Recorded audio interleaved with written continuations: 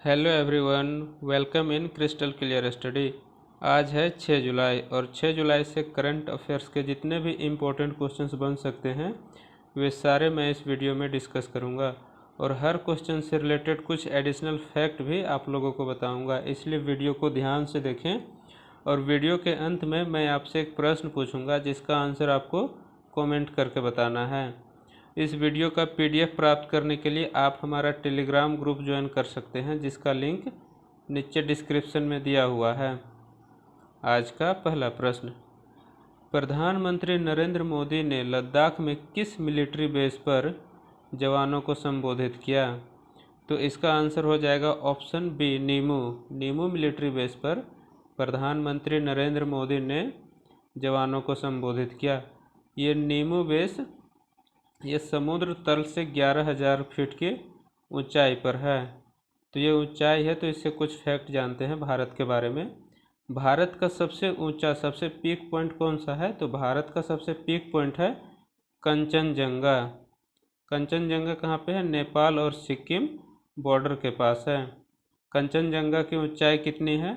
तो कंचनजंगा की ऊंचाई है 8,586 मीटर। ये भारत का सबसे पीक पॉइंट है। और वर्ल्ड का सबसे पीक पॉइंट, सबसे ऊंचा स्थान कौन सा है? Mount Everest. तो माउंट एवरेस्ट जो है ये वर्ल्ड का सबसे ऊंचा स्थान है, जिसका ऊंचाई है 8,848 मीटर और ये नेपाल में है। और भारत का कंचनजंगा 8,586 मीटर। आज का अगला प्रश्न, भाषा नस्लवाद को खत्म करने के लिए मास्टर स्लेव और ब्लैकलिस्ट जैसे शब्दों को किस सोशल साइट ने हटा दिया है? तो इसका आंसर हो जाएगा ऑप्शन बी, ट्विटर। ट्विटर ने हाल ही में मास्टर स्लेव और ब्लैकलिस्ट जैसे नस्लवाद शब्दों को सोशल साइट से हटा दिया है। अब इसके बारे में कुछ फैक्ट जानते हैं। तो इसके तहत क्या है, वाइट लिस्ट जो है उसको रिप्लेस कर दिया जाएगा एलोविस्ट से, और मास्टर और स्लेव को लीडर और फॉलोवर से रिप्लेस कर दिया जाएगा। ये ब्लैक लिस्ट को इसलिए हटाया जा रहा है क्योंकि इसमें ये माना जाता था नस्लवाद को लेके कि ये काले लोगों को इंगित कर रहा है। अब इससे जानते हैं अदर ऑप्शन के बारे में। Option A, Facebook. फेसबुक का स्थापना कब हुआ था? 4 फरवरी 2004 को। फेसबुक का हेडक्वार्टर कहाँ पे है? कैलिफोर्निया, यूएसए में। फेसबुक का सीईओ कौन है? तो फेसबुक का सीईओ है मार्क जुकरबर्ग। और फेसबुक का सीएफओ, चीफ फाइनेंशियल ऑफिसर, ये है डेविड वेहनर। डेविड वेहनर है। Other option, Twitter. ट्विटर का स्थापना कब हुआ था? तो इसका स्थापना हुआ था 21 मार्च 2006 को।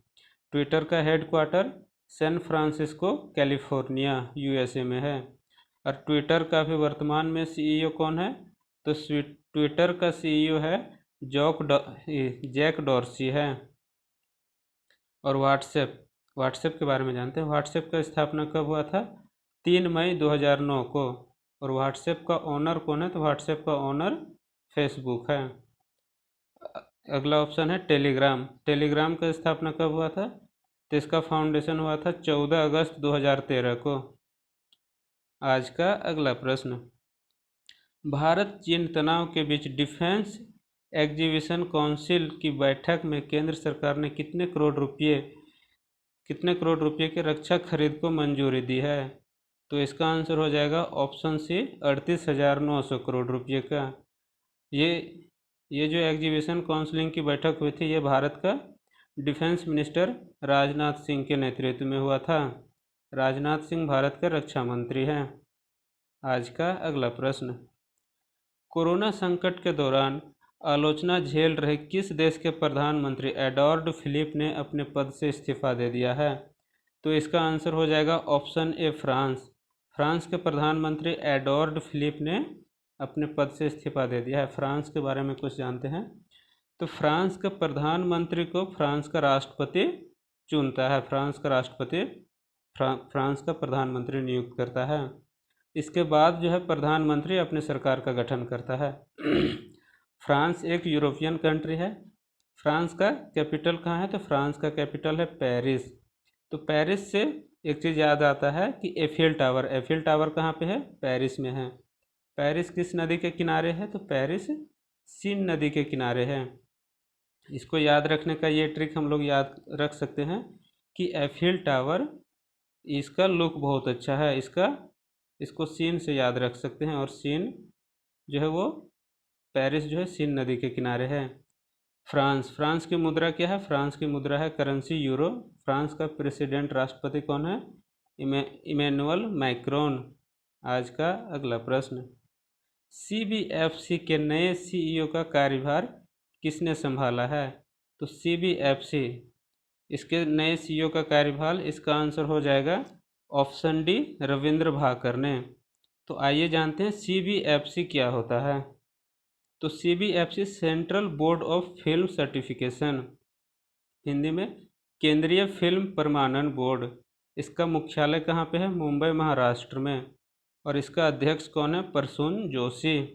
आज का अगला प्रश्न, किस राज्य ने हाल ही में कुत्ते के मांस की बिक्री और सेवन पर प्रतिबंध लगा दिया है? तो इसका आंसर हो जाएगा ऑप्शन सी, नागालैंड। नागालैंड से पहले मिजोरम ने मार्च 2020 में कुत्ते की मीट पर बैन लगाया था, और अब नागालैंड ने कुत्ते की मांस की खरीद बिक्री पर बैन लगा दिया है। और ये जो है पशु क्रूरता निवारण अधिनियम के तहत लगाया गया है। यह पशु क्रूरता निवारण अधिनियम 1960 के तहत यह डिसीजन लिया गया है। नागालैंड को करंट से रिलेट करके याद रखते हैं एक क्वेश्चन। 6 महीने की अवधि के लिए अशांत क्षेत्र घोषित किया गया है। ये कौन सा क्षेत्र है? नागालैंड। नागालैंड के बारे में और जानते हैं। नागालैंड का कैपिटल कहाँ पे है? तो नागालैंड का कैपिटल कोहिमा। नागालैंड का सीएम नेफ्यू रियो। नागालैंड का गवर्नर कौन है? तो नागालैंड का गवर्नर है RN रवि। नागालैंड से लोकसभा का कितना सीट आता है? 1। राज्यसभा का भी 1 सीट आता है, और विधानसभा का यहाँ से 60 सीट है। आज का अगला प्रश्न, किस केंद्र शासित प्रदेश में नशे के कारोबार को समाप्त करने के लिए एंटी नारकोटिक टास्क फोर्स का गठन किया है? तो इसका आंसर हो जाएगा ऑप्शन बी, जम्मू कश्मीर। और इस टास्क फोर्स में 100 पुलिसकर्मियों को शामिल किया गया है। जम्मू कश्मीर ये एक यूनियन टेरिटरी है, केंद्र शासित प्रदेश है। इसका उपराज्यपाल कौन है? गिरीश चंद्र मुर्मू। तो देखिए दोस्तों, जो स्टेट होता है, जो राज्य होता है, वहाँ पे राज्यपाल होता है, और जो केंद्र शासित प्रदेश होता है वहाँ पे राज्यपाल नहीं, वो उपराज्यपाल होता है। और जम्मू कश्मीर का उपराज्यपाल है गिरीश चंद्र मुर्मू। आज का अगला प्रश्न, पूर्व विधानसभा स्पीकर ऊपा राम मलोवा का निधन हो गया, वे किस विधानसभा के स्पीकर थे? तो इसका आंसर हो जाएगा ऑप्शन सी, मिजोरम विधानसभा के। और ये ऊपा राम राखमलोवा ये कांग्रेस के वरिष्ठ लीडर थे। मिजोरम, अब मिजोरम के बारे में कुछ फैक्ट जानते हैं। मिजोरम का कैपिटल कहाँ है? तो मिजोरम का कैपिटल है आइजोल। मिजोरम का सीएम कौन है? तो इसका सीएम है जोरमथंगा। और मिजोरम का गवर्नर कौन है? तो मिजोरम का गवर्नर है PS श्रीधरन पिल्लई। और मिजोरम से लोकसभा का कितना सीट आता है? 1। राज्यसभा का भी यहाँ से 1 सीट आता है, और विधानसभा का यहाँ से 40 सीट है। आज का अगला प्रश्न, पुस्तक future of higher education 9 mega trend का विमोचन किसने किया है? तो इसका आंसर हो जाएगा option B, M Venkaiah Naidu. M Venkaiah Naidu कौन है? ये भारत के वाइस प्रेसिडेंट है, उपराष्ट्रपति, और ये भारत के 13वें क्रम के उपराष्ट्रपति हैं। अब ये पुस्तक जो है फ्यूचर ऑफ हायर एजुकेशन, इसका विमोचन M वेंकैया नायडू ने किया है। तो इस पुस्तक के लेखक कौन है? इस पुस्तक के लेखक है CAV पट्टाभिराम। और ये पुस्तक जो है ये 5000 शिक्षकों के सर्वे पर आधारित है।